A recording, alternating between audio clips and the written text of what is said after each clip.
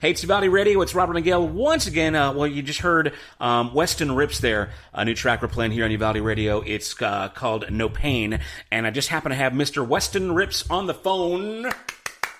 Hello, Uvalde. Hey, man. How you doing, dude? Oh, man, I'm great. Kicking it in my studio. Not too far from you guys, I guess. Well, right on. Well, I'm kind of doing the same here. So, again, we got Weston Ripps on the phone.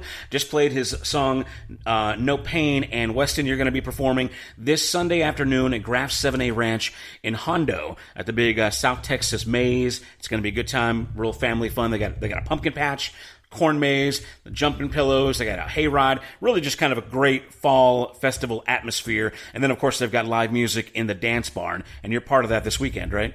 Yes, sir. That's right. Yeah, I have a buddy joining me, Will Dotson. Him and I do a lot of acoustic duo stuff. Along his nephew usually joins in. I think he'll be there as well. That's Cole Bendley. And we'll do a three-piece, kind of like a song swap. Will and I go back and forth, except we know each other's material so well that we just harmonize and play some lead over each other. And I usually bring a kick drum and tambourine. I play with my feet and make it a little bit more exciting. So it's a good time for sure. If I'm not mistaken, you've got your own musical career. Again, we just heard one of your solo tracks there. And then your buddy's also, Will Dotson also does his own thing, right? That's right. That's right. And I don't want to bore you with my long history of music, so I'll just stick to where I'm at right now. I have a studio that I work out of next to my house. I'm kind of a little bit north of Castroville, and I do a lot of songwriting for TV ads and film, and I've had some successes. I have another song, it's called Get You Some, that's had some recent successes the past year.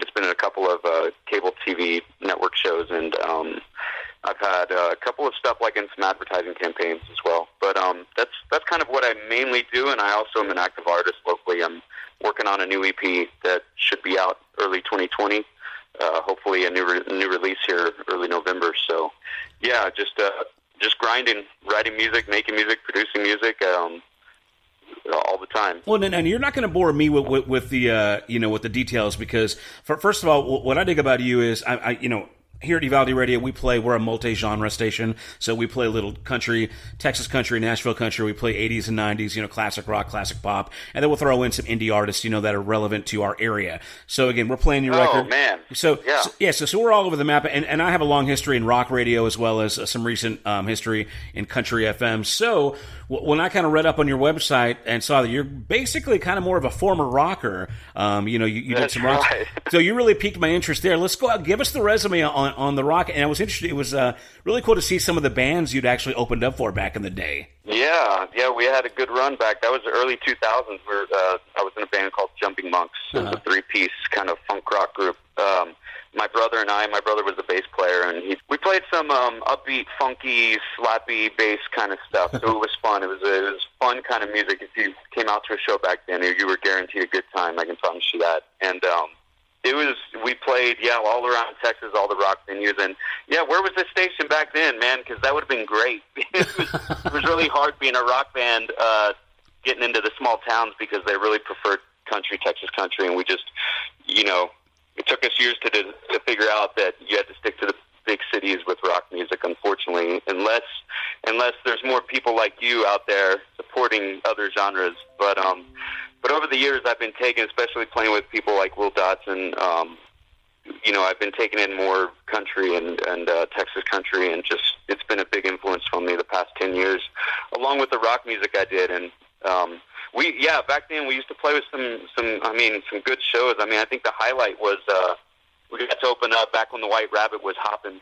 All right. In San Antonio, we used to we got to play with a band called the Eyes Adrift, and it consisted of Chris Novoselic of Nirvana and drummer from Sublime, and the Meat Puppets guitarist, and we got to take photos and hang out and stuff like that. Was great. There's some other national acts that we got to be with that were fun as well. Tone Loc was one of the most exciting because he was just friendly as hell. So that's okay. But first of all, for those who just heard the words Tone Loc and don't know what we're talking about, Funky Cold Medina, Wild Thing, Wild Thing, yeah. Baby, please, as well as Vanilla Ice too. See, that's what's funny.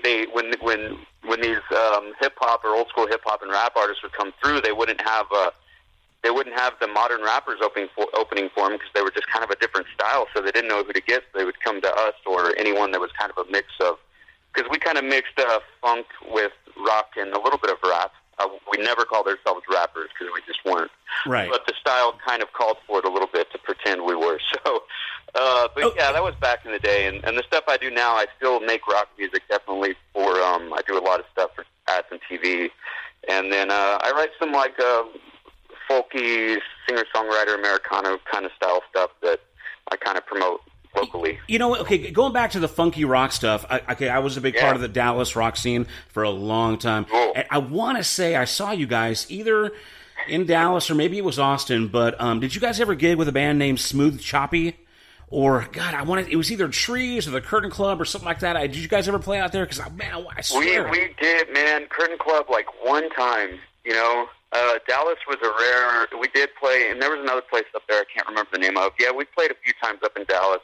Most of the time we made that triangle. It's Austin, San Antonio, Houston, you know, and everywhere in between. We did a lot of stuff in College Station because two of the band members were in college there at the time. So, you know, we made a big triangle usually as we were playing back then. And we were all in college at the time, so we just hit that, you know, Thursday, Friday, Saturday market, and then back to school, you know, usually Friday, Saturday gigging, you know. So, but yeah, no, there was a band that we played with a lot called Fatback Circus, and they ended up being based in Austin. They were kind of a similar style, maybe a little bit more on the Primus end, but I don't know. I'm sure we ran across each other somewhere. Yeah, I want to say I saw you guys, but hey, you know what? Another time. Yeah. But hey, so again, like you mentioned, interestingly, you know, you got some music on some TV shows, some cable TV shows, and I think that the song you were talking about, "Get You Some," was on Shameless with William H. Macy. Yeah. Wow. Yeah, that's right. That was my first TV show placement too, and it was closing credits on I believe it was season 9, episode 4, if I remember right. But yeah, that was just last year. Got that one. That was great. It was great. It's only a 20-second spot, but hey, great. It's on Shameless. It's like they're on their 10th year already. That show. I can't believe it. So I imagine once you get in on that kind of circuit, then it just kind of opens up a little bit more, right? So you've had some more other. Same song or other tracks on different shows, or what else have you? Yeah, I've had. It's the same song I had on another show called "You, Me, Her." It's a little different of a show, but yeah, it's funny. I mean, it can definitely open up doors as far as getting more listeners to my music. But as far as getting more placements, that's still something I do behind the scenes, and I have to work at. You know, it gives me a little credibility when I approach a publisher or approach somebody out in the sync world, and it's a little bit different than the artist. Promoting an artist world where they're going out and playing. There's a lot more behind the scene work than there is, you know, there's not as much live gigging on the road kind of stuff, which is the reason I built the studio. I didn't want to live on the road. I wanted a family, and, you know, so, but I still, go out and do gigs and stuff. I just, you know, try not to get too far away from home. Well, man, it sounds like you have a really cool life. Again, we're talking to Weston Ripps.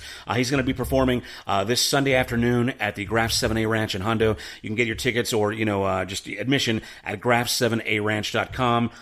2 p.m. to about 5, an afternoon show, so bring the family out. Again, they've got a hayride. They got that South Texas corn maze. You can get lost in that thing. Jumping pillows for the kids, all kinds of fabulous food. And then they've got the pumpkin patch, which is now out there now that it's cooler. So you'll be out there playing with your buddy. Again, it's going to be Will Dotson, and then Cole Bendeley, you said? Cole Bendeley is actually his nephew, and they used to. So Will, I don't want to spoil Will Dotson if he ends up getting on here with you, but I know he played with Buster Jiggs for a while. He was the lead singer for them for a while. If you ever, I know they used to play out all over the place. Definitely went through Uvalde. I know that, and his nephew, he started after he left Buster Jiggs, he would just do stuff on the side with his nephews, and his nephews were little at the time, and so Cole Bendeley was a little lead guitar player who, it's just fun to watch him play so well at a young age, and now he's probably, I think he's like 19, 20 years old. Okay. He might be 21, but anyways, he's fantastic. He's a, good musician. But, hey, one thing I wanted to, going back to, if you saw us live back in the day, so what I did, I was the lead singer and the drummer in the band. So if you ever remember seeing that, maybe that would spark your memory. Absolutely. But, you don't see that often. The story about that is, talking about when we get to open for nationals and stuff, there's a band, I think they're out of Louisiana. Do you know Cowboy Mouth? Oh yeah, of course, yeah. And yeah. he sings and plays too, and we actually got on the bill with them to open up for them at a place. And their manager found out that I sang and drummed, and they kicked us off the bill like 2 weeks before the show. So, what? Yeah, no kidding. And we looked up to them, so we were kind of bummed out about it. But it's a good story to tell, though. Wow, really? Like Cowboy Mouth was never that big to where they should have that kind of you know what I mean? maybe like when they came out with Ginny Says in the 90s, I was just surprised, because I thought they would have welcomed someone younger doing something he was doing, Yeah. But, he probably didn't know. It was a manager call. Sure. Well, yeah. I mean, I kind of get it in a sense that you don't want this, like, little, what could be perceived as a little, like, a mimic or, some kind of carbon copy version. Right. But at the same time, it's like, well... That's what separated him. Yeah, what a bummer, man. Well, it is a cool story. Unfortunately, I hate it when I hear stories like that kind of, leave a bad taste in my mouth about somebody I otherwise like. But, wow, crazy, right, man. I know. Well, hey, again, we're talking Weston Ripps, Sunday afternoon, Graff 7A Ranch. Let's talk about, again, the show coming up. This is going to be kind of more of a singer-songwriter acoustic song swap kind of thing, right? So I know you do a little bit of everything, and we're going to play one of your records as kind of a rockin' number here in a minute. But, give us a little bit of an idea what we can expect Sunday afternoon. Yeah, Sunday afternoon is going to be more of an acoustic-based gig. I mean, I'm definitely, like I mentioned, I'll have a kick drum and tambourine on my pedal. It kind of spices up things a bit, especially if people end up dancing and whatnot. Uh-huh. But since we're doing like a 3-hour set, we tend to do a mixture of covers, originals. I'll do some originals for sure, and you can expect to hear a lot of our favorite cover tunes that we like to play. And we song swap back and forth. We'll have harmony on every song, some lead guitar playing, and just a lot of fun. Will and I have a lot of fun together. We hope it's contagious. And a funny story about that is that we're actually neighbors now. So he lives. My studio is between his house and my house, so we're right next door to each other. So we know how to have a good time. Well, hey, as far as those cover songs you're going to do, I mean, you sound like you're real versatile. Doing a little rock, little singer songwriter indie stuff. Is that going to be what the covers are going to be like too? Oh yeah, I mean, that's especially between Will and I, because he covers some of the old country stuff real well, as well as he likes to do some soul bluesy sounding stuff. Americana stuff that he does, and then I cover a lot of the rock and roll and alternative stuff, but then I also play some modern country that I'll throw in. So, yeah, we definitely have we usually get told that we have a great variety, and so that's something we pride ourselves in when we play together. Well, man, it sounds like a great show. Yeah, it sounds like a great show waiting to happen. Again, that's going to be Sunday afternoon, 2 o'clock, Graff 7A Ranch in Hondo. And finally, you said you got a new EP that you're working on, and so give us some information about that. Hopefully we'll talk to you again, as that approaches. Yeah, no, I'm glad you mentioned that, because I have a Kickstarter going for it, and this is, I released a rock and roll album with some songs on it back in, it was stuff that I was working on in 2017 for music licensing reasons, and so I really didn't press the album much other than just releasing it, and I did everything on my own. I've been doing everything on my own, but the past couple of years I've been taking on some songwriters, and I have a producer out of, like I mentioned, Marcus Bunkner. Him and his wife own Market Media Company in Divine, and he's approached me and wanting to produce the album with me. So him and I are working together. I've got people in my corner, and we're going to do it the right way and actually press it locally and get to where I'm playing out a little bit more with originals, and get to where I'm not doing so much covers when I'm out gigging. So unfortunately, I can't share these songs on Sunday, but I'll play some of my old more acoustic original songs. I'll play a few of them for sure. So we have the Kickstarter going, and it's going to be more, I would say, singer-songwriter Americana-based, full instrumental, full band album, but it's going to be more of a singer-songwriter, kind of more stuff that comes from the heart. Okay. Because when I write for TV and sync and stuff, I'm usually writing what someone needs. I'm writing for someone's need to make money, and so it's this is better. It feels better to be writing something that comes from a real place, and I don't get to write that way as much these days, so I'm having a lot of fun with it right now. Well, man, it's kind of cool that you're capable of doing that. I don't think that every musician is capable of kind of writing on demand, you know what I mean, just for a reason, like you said, for monetary, some people are just, I feel like it's just about the the art, the expression, and then right. maybe there are some that are really good at just the theory of it, and they can write it because of the math, the science behind it. Right. All. Yeah. But be able to do really a state of mind. Exactly. Yeah. Yeah. Sometimes I'm just feeling it in a more of an artsy way, or just what my soul is telling me that I want to be writing, or and then sometimes writing on demand, I think it's a muscle that you develop and you flex it when you need to. Just like anything else. I was no good at it when I first started, but I wanted to be, and I feel like I've come a long way. But man, yeah, it's been really cool again to kind of get to know you, man, and seeing what you're all about. Now, if somebody wants to get in on that Kickstarter and find out more about the upcoming EP, is it WestonRippsMusic.com? Is that the site? Yes, sir. That's it. I have a Facebook page they can like and follow, and all the info will be there, or they can friend me on Facebook or Instagram, anywhere. I'll have all that info available, as long as it's with upcoming shows as well, too. I'll have a full band show coming up November 2nd at Divine Fall Festival as well. And I'll play more originals there than I do acoustically.